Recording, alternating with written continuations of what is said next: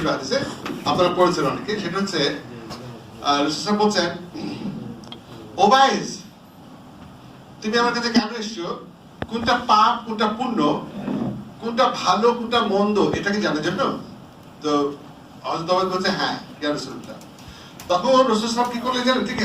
ঠিক এভাবে বর্ণনা আছে যে রাসূল সাল্লাল্লাহু হাতটাকে মুঠ করলেন, করে ঠিক বুকের ঠিক মাঝখানটাতে রাখলেন, রেখে রাসূল সাল্লাল্লাহু বলছেন, যে কর্ম বা যে কাজ বা যে ভাবনা বা যে চিন্তা তোমার হৃদয়ের মধ্যে মানে বিবেকের মধ্যে মনের মধ্যে কষ্ট কষ্ট ব্যথা ব্যথা খুশখুশ খারাপ লাগা তৈরি হয়, সেটাই হচ্ছে পাপ, সেটা হচ্ছে নেগেটিভ। আর যে চিন্তা যে কর্ম তোমার হৃদয়ের মধ্যে মনের মধ্যে শান্তি খুশি আনন্দ দেয়, সেটাই হচ্ছে পূর্ণ। দেখেন 1400 বছর আগে রাসূল সাল্লাল্লাহু যেটা বলেছেন, বিজ্ঞানীরা বলছেন এটাই ঠিক। তাহলে আমরা জানলাম পজিটিভ থিংকিং কাকে বলে, যে চিন্তা করলে আমাদের ভালো লাগে, শান্তি লাগে, খুশি লাগে, রাইট? আচ্ছা বলেন, আপনি কাউকে ঠকিয়েছেন না, কাউকে কষ্ট দিয়েছেন, কমিটমেন্ট রাখেননি, অথবা অপরাধ করেছেন, সেটা আপনি মুখে বলেন বা না বলেন, আপনার হৃদয়ের মধ্যে কিন্তু কষ্ট সারা জীবন থাকবে। কি আশ্চর্য না? ঠিক তেমনি একজন মানুষকে উপকার করেছেন, মুখে বলেন বা না বলেন, কিছু শান্তি লাগবে। This is very important. ঠিক কিনা? আমরা কেউ বাঁচবো না। এই যে আমরা যারা এখানে আছি, তারা কেউ 100 বছর আগে ছিলাম না, আর আমরা কেউই 100 বছর পর থাকবো না। তাহলে আমরা এখানে পৃথিবীতে কেন আসছি? আমি পরিষ্কার করে বলছি, আমরা যারা এখানে আছি, আমি সহ আপনারা সবাই, আমরা কেউই 100 বছর আগে ছিলাম না, আমরা কেউই 100 বছর পর একজনও থাকবো না। তাহলে কিসের জন্য রাগ, কিসের জন্য অহংকার, কিসের জন্য শয়তানি, কিসের জন্য বদমাশি, কেন মানুষকে ঠকানি? যারা এগুলো করে তাদের মাথায় প্রবলেম আছে, তাদের চিকিৎসা দরকার। একটা তালি হয়ে যায়।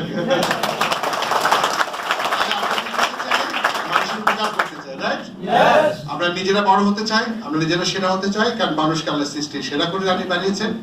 আমরা সেরা থাকতে চাই, অর্থে, সম্পদে, ভালো ব্যবহারে, সবকিছুতে, রাইট? কারণ ইসলাম ধর্মে কখনো অর্থ সম্পদ অর্জনে বাধা দেয়নি, কারণ হযরত ওসমান ছিলেন কোটি কোটি টাকার মালিক, রাইট? আব্দুর রহমান ছিলেন কোটি কোটি টাকার মালিক। এবং রাসূল সাল্লাল্লাহু আলাইহি হাদিসে পড়ে শুনবেন, দেখবেন যে রাসূল বলেন, কিয়ামতের ময়দানে আমার কাছে, ধারে কাছে, একদম কাছে যারা থাকবে, তার মধ্যে সৎ ব্যবসায়ীরাও থাকবে। সুতরাং আমরা অর্থ সম্পদ অর্জন করব দেশের জন্য, জাতির জন্য, মানুষের জন্য, মানব কল্যাণের জন্য। তো সুতরাং থিঙ্ক পজিটিভ। এখন আমরা জানবো আসলে পজিটিভ থিঙ্কিং কাকে বলে।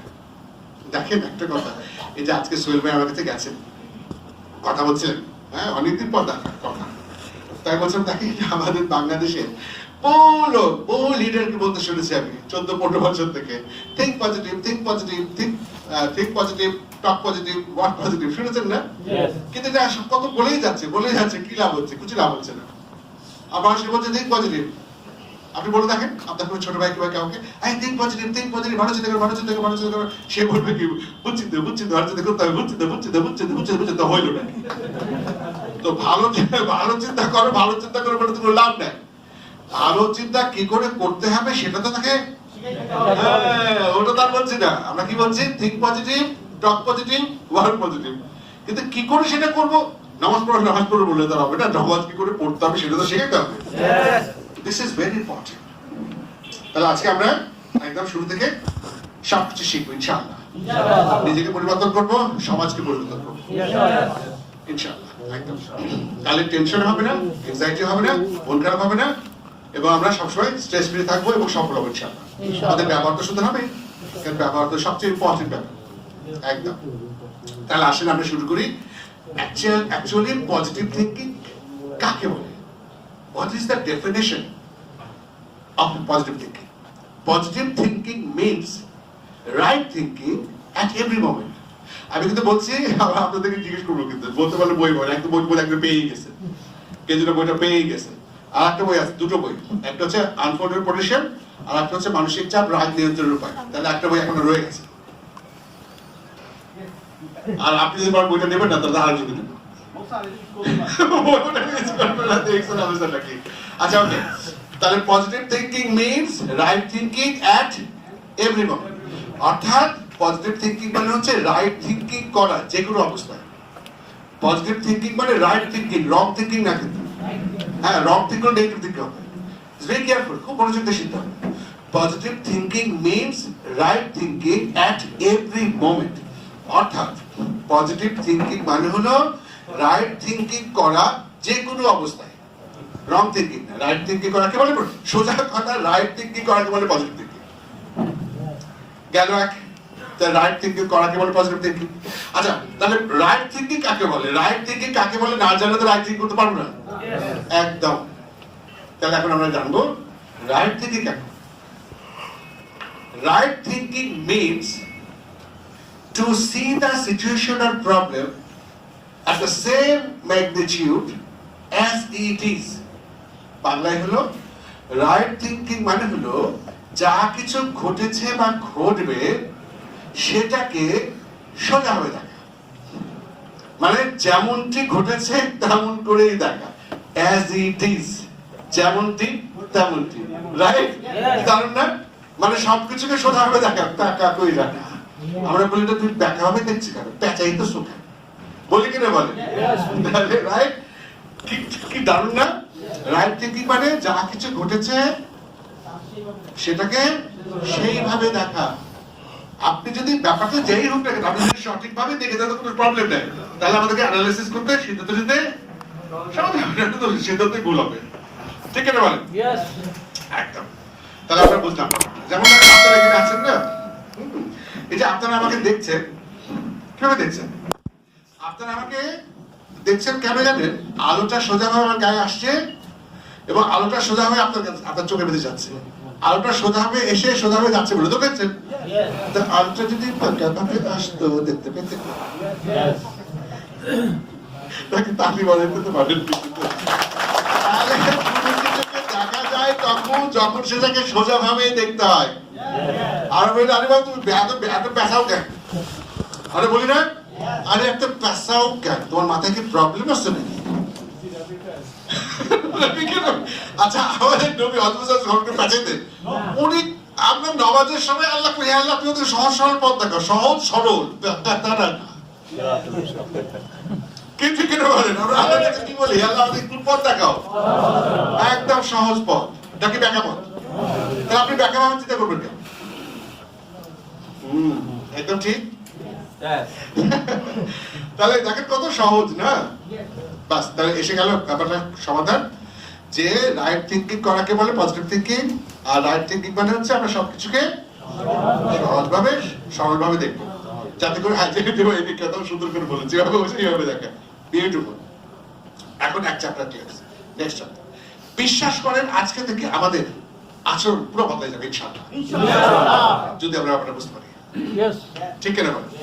আমাদের নবীকে মানুষ কত অত্যাচার করেছে, নির্যাতন করেছে, লাঞ্ছিত, বঞ্চিত, আঘাতপ্রাপ্ত করেছে, রক্তাক্ত করেছে। উনি কোনোদিন গালাগালাজ কত দূরের কথা, কোন রকম প্রতিশোধ দেওয়া হতো উনি নিজের ব্যক্তিগত কারণে কোনোদিন প্রতিশোধ দেননি, কোনোদিন খারাপ খারাপ শব্দ বলেননি, কোনোদিন রাগ করেননি। আর আমরা রেগে রেগে শেষ হয়ে যাচ্ছি, ওদের আচরণই ঠিক থাকছে না। আমরা কিসের মুসলমান হইলাম? ঠিক কিনা বলেন?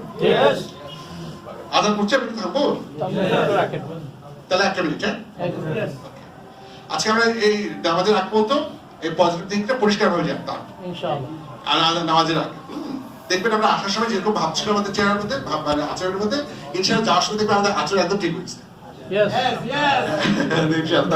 ভালো মানুষ হতে পারবো। ভালো মানুষ তো হতেই হবে, একজন মুসলমান একজন ভালো মানুষ। ঠিক কিনা? ঠিক কিনা? ওকে, একটা মিনিট। দেখা যাচ্ছে সবাই প্লেন থামে নাই, আস্তে আস্তে চলছে, সবাই উঠে পড়েছে এবং নামার জন্য ব্যাগ দিচ্ছে। আমি একজন মনে আছে, আজ থেকে 1 বছর আগে শিল্পপতি আমার পাশে বসছিলেন। আমি তাদেরকে বললাম, যে বলেন তো এই যে বাঙালিরা আমরা এই যে প্লেন থামার আগে দাঁড়িয়ে পড়েছি, পৃথিবীতে কোথাও এটা করে না, বলেন তো কেন? তিনি আমাদের অভাব হয়ে তাকিয়েছেন, বলে কেন বলেন তো? আমরা জানেন আমাদের বাংলাদেশের বাসে আমরা চলতে চলতে এমন অবস্থা, কন্ট্রাক্টর বলে কি এই সামনে স্টেশন চলে আসেন সামনে, আমরা করি কি গাড়ি থামার আগে সব উঠে পড়ি, গেটের কাছে যাই। এখন প্লেনের মধ্যে উঠা তাই আশ্চর্য ব্যাপার, প্লেন থামে না, তাও থামাই কোনদিন কোন দেশে এটা হয় না। আমাদের অভ্যাস কত খারাপ হয়ে গেছে দেখছেন? প্লেনের মধ্যে দাঁড়ায় গেছে, গেটে গেছে। বারে বারে বলছে ভাই বসেন বসেন, তাও বসবো রাইট না? This is called habit. এটা হচ্ছে অভ্যাস। এটা আমরা দেখি পারলে নামাতে পারতাম। ওকে, ইনশাআল্লাহ। খারাপ অভ্যাস, সেদিন আমি একটা লেকচার দিয়েছি এরিয়া ম্যানেজার থেকে একটা কোম্পানি, শুধু আলোচনা করেছি খারাপ অভ্যাস থেকে ভালো অভ্যাসে কি করে আসা যায়। This is very important. কি করে আমরা খারাপ অভ্যাস থেকে ভালো অভ্যাসে ট্রান্সফার করতে, সো ইম্পর্টেন্ট। যাই হোক, এনিওয়ে যেটা বলছি সেটা, তাহলে আমরা আমাদের কাছে একটা পয়েন্ট ক্লিয়ার তো, পজিটিভ থিংকিং আমরা জানলাম। এখন আসেন নেক্সট পয়েন্ট, খুব মনোযোগ শুনতে দয়া করে। পজিটিভ থিংকিং মানে এটা নয় যে আমার জীবনে সবসময় যা কিছু হবে ভালো হবে, বেস্ট হবে, সেটা হবে, শুধু হবে, না না না, এটা না। পজিটিভ থিংকিং মানে হলো আমরা সবসময় চিন্তা করব, ভাববো যে আমার জীবনে যা কিছু হবে ভালো হবে, বেস্ট হবে, সেরা হবে, সুন্দর হবে, পারবো, হবে, সম্ভব, এটাকে ভাবা, সেটা হোক বা না হোক। খুব খুব ইম্পর্টেন্ট। কিন্তু দয়া করে আবার বলছি, পজিটিভ থিংকিং মানে হলো যে আমরা সবসময় চিন্তা করব যে আমার জীবনে যা কিছু হবে ভালো হবে, বেস্ট হবে, সেরা হবে, সুন্দর হবে, পারবো, হবে, সম্ভব, এরকম করে ভাবা। সেটা আমার জীবনে ঘটুক আর নাই ঘটুক, সেটাকে ভাবা। Is very important.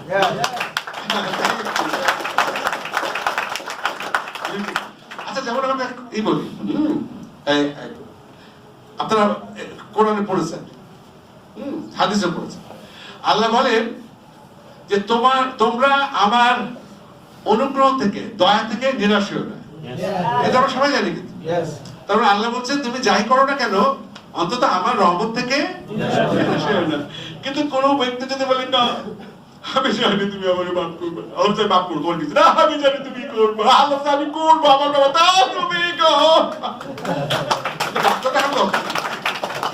আল্লাহ বলতেছে আমি তোমাকে মাফ করবো কিনা আমার ভরসা তো করো। আর আপনি এত নেগেটিভ চিন্তা করলেন না,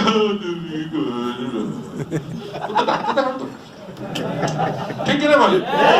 আমরা কি পজিটিভ চিন্তা করবো না নেগেটিভ চিন্তা করবো? একদম পজিটিভ চিন্তা করবো, নিশ্চয়ই আল্লাহ উপর রহমত করবে। Right? This is called positive thinking. আরেকটা হাদিস বলি, বুখারী শরীফ, আপনারা জানেন বোধহয়। আমাদের নবী হযরত সাল্লাল্লাহু বলছেন তোমরা যখন আল্লাহর কাছে বেহেশত কামনা করবা তখন জান্নাতুল ফিরদৌসি কামনা করবা। তারপরে একটা কথা, তা আমাদের নবী বলছেন তোমরা যখন আল্লাহর কাছে বেহেশত চাবা কোনটা চাবা? জান্নাতুল ফিরদৌস। তারপরে একটা কথা। কিন্তু কোন ব্যক্তি যদি বলে না আমার এক নম্বরটা দরকার নাই, একটা হইলেই হয়, লাস্ট এটা হলো চলবে, ওর কিন্তু ডাক্তার দেখানো দরকার, ওর মাথায় প্রবলেম আছে। আমাদের নবী বলছেন কোনটা চাও? এক নম্বর চাও। আর আপনি বলতেছেন কি আমার লাস্টটা দরকার। নবী বলতেছে এক নম্বরটা, আর আপনি বলতেছেন লাস্ট নম্বরটা। তো আপনার মাথায় প্রবলেম আছে। আমরা এক নম্বরটাই চাবো, সেটা পাই বা না পাই সেটা পরের ব্যাপার। আল্লাহ যদি চাই তো ভালো, না হলে লাস্টটাই দিব, কিন্তু চাইতে তো আমি এক নম্বরটা।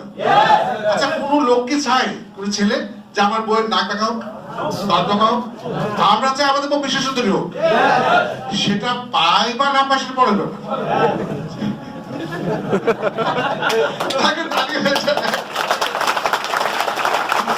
এটাকে কি বলে? Positive thinking. রাইট? রাইট? তাহলে এখন আমি পুরাটা বলি, একটু মনোযোগ দিয়ে শুনুন, একটু পুরাটা বলছি, মনোযোগ দিয়ে শুনবেন। পজিটিভ থিংকিং মানে আমরা সবসময় চিন্তা করবো আমার জীবনে যা কিছু হবে ভালো হবে, বেস্ট হবে, সেরা হবে, সুন্দর হবে, পারবো, হবে, সম্ভব, এটা ভাবা। এরকমই যদি হয়, আমি যা ভেবেছি ওরকম ঘটনাই যদি ঘটে বা হয়, তাহলে তো খুব ভালো কথা। কিন্তু এর আলহামদুলিল্লাহ, কিন্তু ওরকম না হয়ে যদি অন্যরকম কিছু হয় যেটা আমি আশা করিনি বা চাই নাই, তাহলে বুঝতে হবে যা কিছু ঘটলো বা হলো ওইটাই ওই সময় আমার জন্য ছিল অ্যাকুরেট অথবা অনিবার্য বা হবেই, সেটাকে একসেপ্ট করতে পারাকেই বলে পজিটিভ থিংকিং। আমি কিন্তু অনেক বড় ইংলিশটাকে বাংলা করে বললাম, কিন্তু মনে হলে অনেক বড় বড় থাকবে না, বড় থাকবে, কিন্তু ব্যাপারটা তো সহজ, অর্থটা তো সহজ। তাহলে ওকে, আমি এখন জোরে জোরে বলবো, আপনারা আস্তে আস্তে বলবেন, একটা মনে মনে বলবেন, যাতে আমাদের ব্রেনের মধ্যে রেকর্ড হয়। কারণ আমরা যদি কোনো কিছু মনোযোগ দিয়ে শুনি বা বলি, এটা ব্রেনে রিসিভ হয়ে রেকর্ড হয়, কিন্তু মনোযোগ দিয়ে না শুনলে সেটা রেকর্ড হয় না, পরে মনে করতে পারি না। তাহলে আসেন আমরা 1 2 3 চোখ বন্ধ করবেন, আমি এবং আমি জোরে জোরে বলবো, আপনি মনে মনে বলবেন। হ্যাঁ, 1 2 3 চোখ বন্ধ প্লিজ। আমি জোরে বলবো, আপনারা মনে মনে বলবেন দয়া করে। আমরা সবসময় চিন্তা করব যে আমার জীবনে যা কিছু হবে বা ঘটবে, ভালো হবে, বেস্ট হবে, সেরা হবে, সুন্দর হবে, পারবো, হবে, সম্ভব। এরকম করে ভাববো। যদি আমার ভাবনার মতনই আমার জীবনে হয় বা ঘটে, তা তো খুব ভালো কথা। কিন্তু এরকম না হয়ে যদি অন্যরকম কিছু হয়, যেটা আমি চাই নাই বা আশা করি নাই, তাহলে যা কিছু হলো বা ঘটলো, ওইটাই ওই সময় আমার জন্য জীবনে ছিল অনিবার্য বা অ্যাকুরেট, সেটাকে অ্যাকসেপ্ট করাকেই বলে পজিটিভ থিংকিং। 1 2 3 চকলেট। আমার মনে হয় মনে থাকবে, একদম হুবহু না মনে থাকবে, মিনিংটা মনে থাকলেই হলো। ইনশাআল্লাহ ইনশাআল্লাহ হবে না? খুব ইম্পর্টেন্ট, খুব ইম্পর্টেন্ট। আমরা যদি এটা মনে করতে পারি না, আমাদের জীবনে কোনো গন্ডগোলই হবে না। বউয়ের সাথে ঝগড়া হবে না, প্রতিবেশীর সাথে ঝগড়া হবে না। আপনারা যারা হাদিস পড়েছেন জানেন, আল্লাহ নবীকে জিজ্ঞেস করা হয়েছিল সবচেয়ে ভালো মানুষ কোনটা। রাসূল কি উত্তর দিয়েছিলেন? তোমার প্রতিবেশীরা যাকে ভালোবাসে। আর আমাদের প্রতিবেশীরা সবচেয়ে খারাপ। ঠিক কি বলেন? তাহলে আমরা আসলে কি করতেছি? দেখছেন শয়তান আমাদের পিছনে কত লেগে আছে, সবসময় উল্টা কাজ করে। ভাই ঠিক কেন বলেন? আমাদের ব্যবসায় বাণিজ্যে সবকিছুতে আমরা পরাজিত হই কেন? কারণ আমরা we are always thinking negative. একদম একদম। ওকে, তাহলে আমি যেটা বললাম সেটা আমাদের কাছে ইনশাআল্লাহ পরিষ্কার হয়েছে যে আমরা সবসময় ভালো চিন্তা করবো। এই ভালো চিন্তার মতনই যদি আমার জীবনে ঘটে তো খুব ভালো কথা, যদি না হয়ে অন্যরকম হয় তাহলে বুঝতে হবে ওইটাই ওই সময় আমার জন্য ছিল অনিবার্য বা অ্যাকুরেট। সেটাকে গ্রহণ করে, একসেপ্ট করে। একসেপ্টের বাংলা আমি জানি না, একসেপ্টের বাংলা করা যাবে না, কারণ একসেপ্ট মানে মেনে নেওয়া বোঝায় না, একসেপ্ট মানে খুব ভালো হয়েছে এটা বোঝায় না, একসেপ্ট করা মানে মেনে নিলাম এটা বোঝায় না, একসেপ্ট করা গ্রহণ করলাম এটাও অ্যাকুরেট হয় না। অ্যাকসেপ্ট মানে আমি জানি না, একসেপ্ট মানে একসেপ্ট। ওকে, এক সব বাকি বাংলা হয়নি। এখন অ্যাকুরেটের বাংলা আপনি কি করবেন? একদম বরাবর হবে না। অ্যাকসেপ্ট মানে একসেপ্ট মানে বুঝি আমরা, অ্যাকুরেট মানে বুঝি, ঠিক না? হ্যাঁ, তাহলে একটা তাহলে আসেন আমরা এখন একটু অ্যাকসেপ্ট করার মানেটা একটু বোঝার চেষ্টা করি। অ্যাকসেপ্ট করা মানে হচ্ছে মানে মেজাজ গরম না করে, হতাশ না হয়ে, মাথা ঠান্ডা করে, চিন্তা করে, সঠিক সিদ্ধান্ত করে এগিয়ে যাওয়া। সিম্পল, তাই না? মাথা না গরম করে, পাগলামি না করে, ঠান্ডা মাথায় সঠিক সিদ্ধান্ত করে সঠিকভাবে এগিয়ে যাওয়াকে বলে অ্যাকসেপ্ট করা। ফিনিশ। আচ্ছা আসেন এখন আমরা একটু ব্যাখ্যাতে যাই। এক্সাম্পল, একটা বলেন তো, একজন মানুষ আত্মহত্যা করে কেন? একজন মানুষ আত্মহত্যা করে কখন? একজন মানুষ আত্মহত্যা করে তখন যখন সে ওই সময়ের ওই ঘটনাটাকে অ্যাকসেপ্ট করতে পারে না। গবেষকরা বলেন, মনোবিজ্ঞানীরা বলেন, একজন মানুষ আত্মহত্যা করে তখন যখন সে ওই সময়ের ওই ঘটনাটাকে অ্যাকসেপ্ট করতে পারে না। মানুষ হয়তো কি বলে জানেন?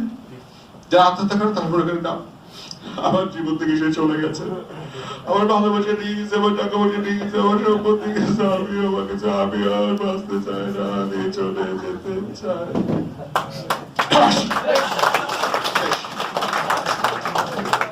রাইট? তার মানে ওই সময় ঘটনাটাকে সে মানতে পারছে না, রাইট? মানতে পারলে সে আত্মহত্যাই করতো না, ঠিক না বলেন? মানুষ আপনি যদি এখন বাংলাদেশে যে চট্টগ্রাম যদি মেডিকেল কলেজে যান, দেখেন প্রতিদিন কত লাশ আসে, তার মধ্যে 15 থেকে 25-30 বছরের ছেলে মেয়েরা, অধিকাংশই কিন্তু আত্মহত্যা করছে। আমি তো কাউন্সিলর একটা ইউনিভার্সিটি, কত ছেলে মেয়ে আমার কাছে আসে তাদের এইসব রিলেশনের প্রবলেম নিয়ে, হতাশা থেকে, ভালো লাগে না, বাঁচতে চায় না, করতে ইচ্ছে করে না। তার মানে বোঝা ক্লিয়ার তো? তার মানে আমরা ওই সময় ওই ঘটনাটা কি করতে পারছি না, অ্যাকসেপ্ট করতে পারছি না। আচ্ছা মানুষ যদি এরকম করে মনে মনে ভাবতো, ঠিক আছে আমার ভালোবাসা নিয়ে গেছো, আমার কাছে এটা নিয়ে গেছো, এটা নিয়ে গেছো, খুব ভালো হয়েছে, গেট আউট।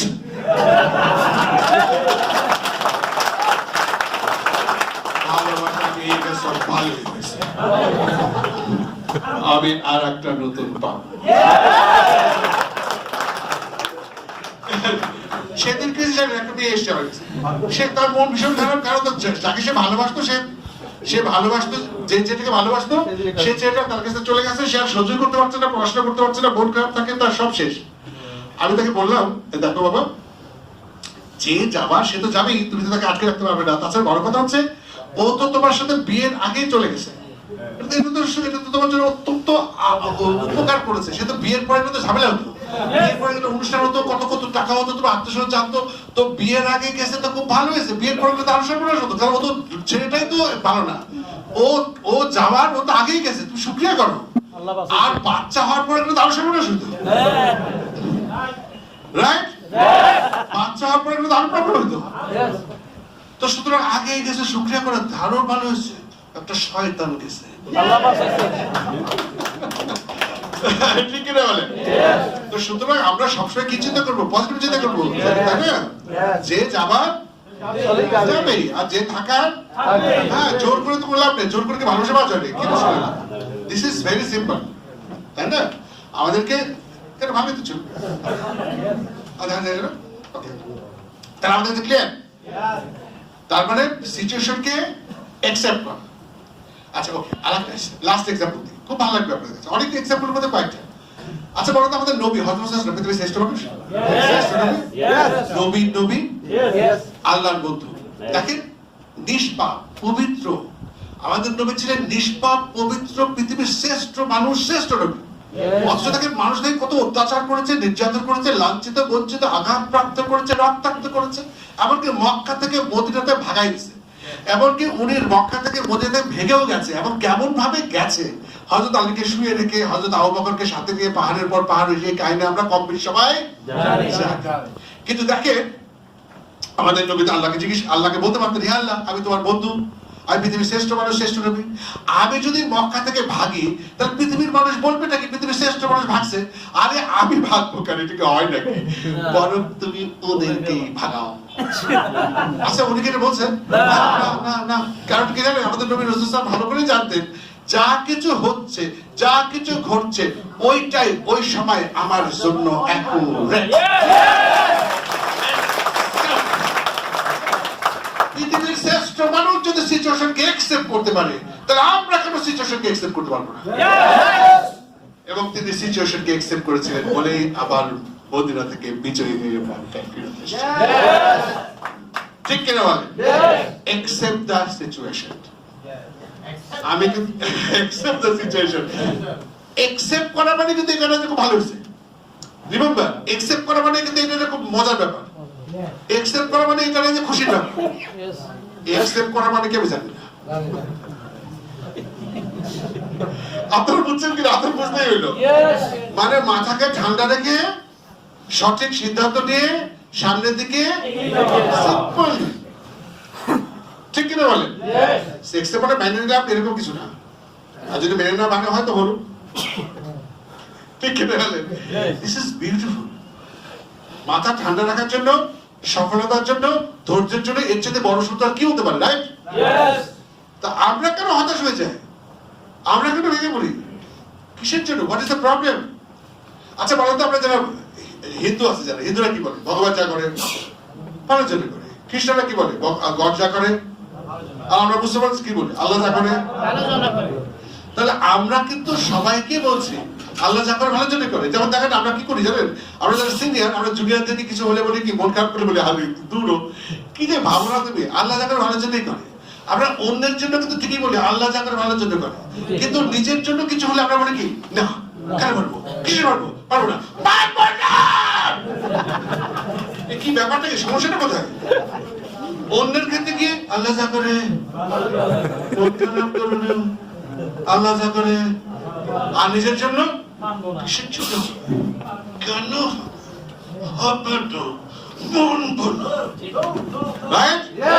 তো ডাক্তার দেখানো দরকার না, রাইট? ঠিক না বলেন? অন্যের জন্য আর আমার জন্য, দিস ইজ সো ব্যাড না? যা হবে সবার জন্য একই হবে তো?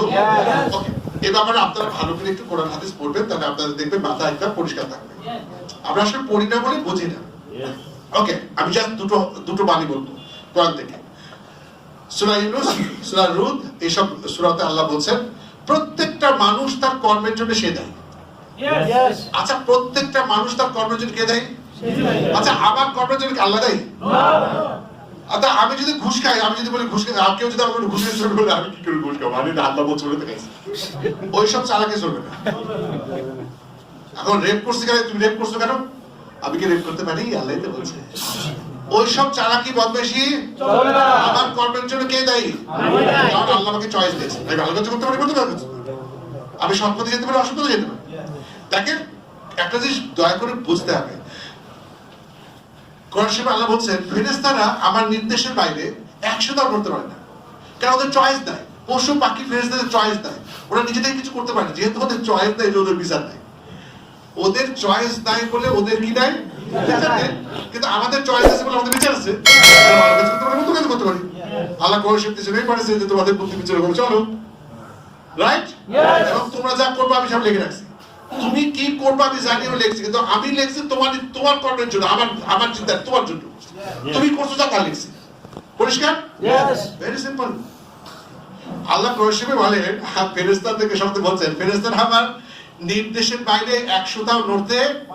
আচ্ছা, আল্লাহ যদি মানুষ বলে পর্দা খাওয়া না বলে খাবো, বলে ঘুষ খাওয়া না বলে খাবো, বলে মিথ্যা কথা বলার পর বলবো, ভাই নিজের সুন্দরী বউ রেখে আল্লাহ লোকের পিছিয়ে যায়, বউয়ের পিছিয়ে যায় বলে যাবো, মানে আল্লাহ যা বলার উল্টাটা করি।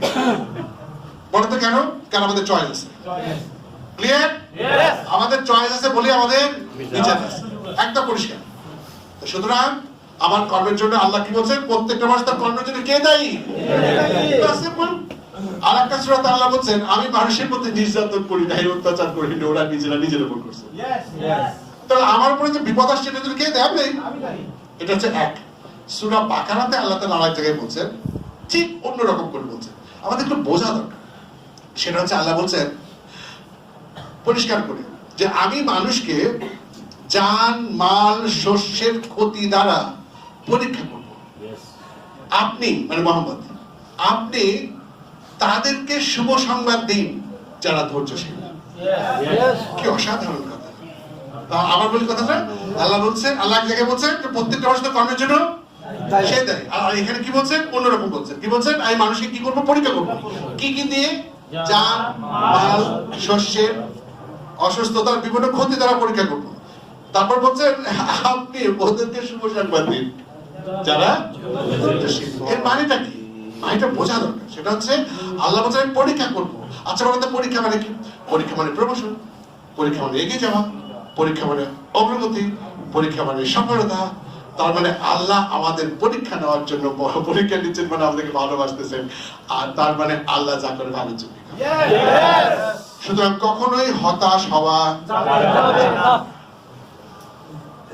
হয় আমার কর্মের জন্য, হয় আমার কর্মের জন্য নয় আল্লাহ। তো হতাশার কি আছে? তো আজকে থেকে ইনশাআল্লাহ মাথা ঠিক থাক। দেখেন স্টিভ জবের কথা বলি। স্টিভ জবের নাম শুনেছেন না? হ্যাঁ, অ্যাপল কোম্পানির মালিক। ও বাবা, হাজার হাজার কোটি টাকার মালিক। তিনি বলছেন তিনি যখন ইউনিভার্সিটিতে ভর্তি হলেন, ওনার সৎ মা ছিল না, আপুর মা ছিল না, আপুর বাবা ছিল না। তার সৎ মা টাকা পয়সাতে পড়াশোনা করতে বাবা। তো সে ভাবছে যে ইউনিভার্সিটিতে প্রচুর খরচ, তো সে ভাবছে ইউনিভার্সিটিতে পড়বে, এত খরচ, সৎ মা এত টাকা যাবে, আমি পড়বো না, খাওয়া কোনটাতে এত খরচ করে লাভ কি? উনি করলেন কি ক্যালিওগ্রাফি, ওই আঁকা আঁকিতে ভর্তি হলেন। এবং আঁকা আঁকিতে ভর্তি তখন আমার মনে হচ্ছিল আচ্ছা ইউনিভার্সিটির ছেলেকেও আঁকা আঁকিতে ভর্তি হয়, ওনার কাছে মনে হচ্ছিল কাজটা ঠিক হচ্ছে না। কিন্তু পরবর্তীতে এই ক্যালিওগ্রাফি শিখেছিলেন বলে তো কপিগ্রাফি করছেন, না তো ডিজাইনই তো করতে পারতেন। পরবর্তীতে উনি ভাবলেন ওই যে মনে হচ্ছিল ইউনিভার্সিটি ছাড়াটা ভুল হয়েছে, আসলে ওটাই ঠিক ছিল, আমি যা করেছি ওটাই ওই সময় ওটাই ঠিক। দেখেছেন অবস্থাটা? আচ্ছা, আবার উনি 10 বছরের মধ্যে কি করলেন? অ্যাপল কোম্পানির পৃথিবীর মধ্যে অন্য বেস্ট কোম্পানি হলো, হাজার হাজার কোটির মালিক হলেন। কি দুঃখজনক ব্যাপার জানেন, অ্যাপল কোম্পানির মালিক হচ্ছেন স্টিভ জব, তাকেই করছে কি ম্যানেজমেন্টে বাইর করেছে, যিনি কোম্পানির মালিক তাকে বাইর করেছে। আচ্ছা বলতো তার কি অবস্থাটা? তিনি নিজে বলছেন আমার যে কি অপমান লেগেছে, কি দুঃখ লেগেছে যে আমার কোম্পানি থেকে আমাকে বের করে দিচ্ছে। এই অপমান, এই দুঃখে আমার মনে হচ্ছে আমি সরাসরি চলে যাই, কারণ সবাই জেনে গেছে আমাকে আমার কোম্পানি থেকে বের করেছে। আচ্ছা হলো কি হতাশ। তখন স্টিভ জব বলছেন আমি তখন চিন্তা করলাম আমার কি করা উচিত। তিনি বললেন আমি তো কম্পিউটার নিয়ে কাজ করতে পছন্দ করি, আমি কম্পিউটারে কাজ করে শুরু করলাম। এবং পরবর্তীকালে NEXT নেক্সট কম্পিউটার আবিষ্কার করলাম এবং পিক্সেল অ্যানিমেশন আবিষ্কার করে পৃথিবীর পুরো সেরা হয়ে গেলেন। উনি তখন বলছেন সামনের দিকে তাকিয়ে অতীতকে বিশ্লেষণ করা যায় না, অতীতকে বুঝতে গেলে অতীতের দিকেই তাকাতে হয়। তিনি বলছেন ওই যে আমাকে অ্যাপেল কোম্পানি থেকে বের করে দিয়েছিল, আমার মনে হচ্ছিল এটাই বোধহয় আমার জীবনে শেষ এবং সবচেয়ে কষ্টের ব্যাপার, কিন্তু এখন আমি বুঝতে পারছি ওই যে বের করে দিয়েছিল ওইটাই ওই সময় আমার জন্য ছিল অনিবার্য।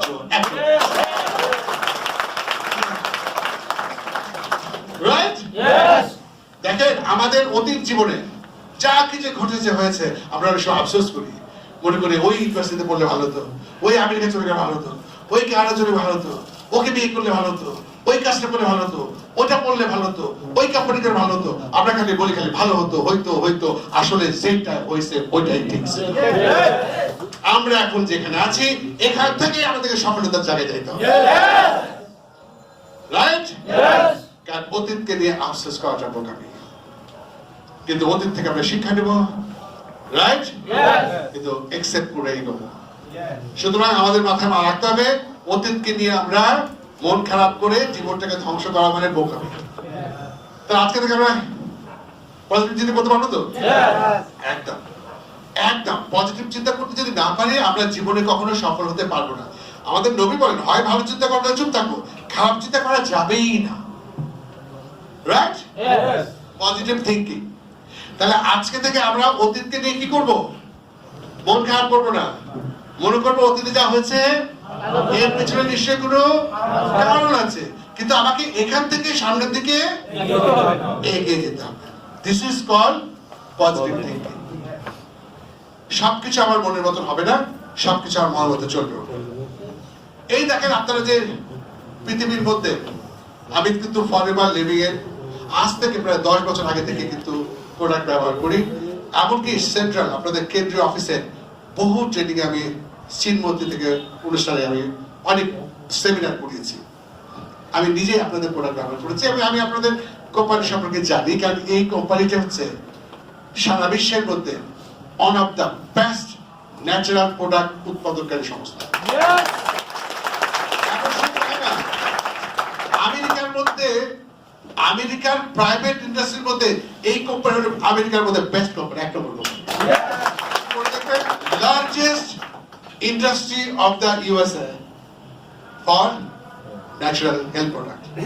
তো সুতরাং এরকম একটা কোম্পানিতে আপনারা কাজ করছেন বা প্রোডাক্ট ইউজ করছেন, কিন্তু দেখেন অনেক মানুষ আছে যারা বিষয়গুলো ভালো বোঝে না, পড়াশোনা করেনি, এই লাইনে জানে না, কিন্তু অনেক আজে বাজে কোম্পানির অনেক ঝামেলার মধ্যে থেকে অথবা অনেক মানে কি বলবো কোয়ালিটিহীন কোম্পানির অনেক প্রোডাক্ট ব্যবহার করে তারা এমন বেশি বিমর্ষ বা মন খারাপ যে এই ফরএভার লিভিং এর best product, world famous product 200 company 200 দেশের উপর যারা কাজ করছে সফলতার সাথে, দেখবেন আপনি এই কোম্পানির প্রোডাক্ট যখন কাউকে বলতে যাবেন যে এটা এই প্রোডাক্টটা তোমাকে সুস্থ রাখবে, রোগ প্রতিরোধ ক্ষমতা দেবে, তোমাকে ওয়েলবিং দেবে, আপনি বলবেন, দেখবেন অনেক যারা নেগেটিভ মানুষ তারা বলবে কি দুপিয়া কত কোম্পানি আসলো কত কথা বললো, ফাইজলামি করো, কোনো কাজ পাস পাওয়া যাবে, আপনারা যদি এখানে কথা বলবে, আপনি যদি তখন বলেন এই ফাইজলামি করো জানো না বুঝো না, ভাত বলবো তোমার সাথে আপনার কথা বলে বলেছে, আরে তো ভাত বলো সব যাও, আপনি কোনো প্রোডাক্ট সেলই করতে হবে।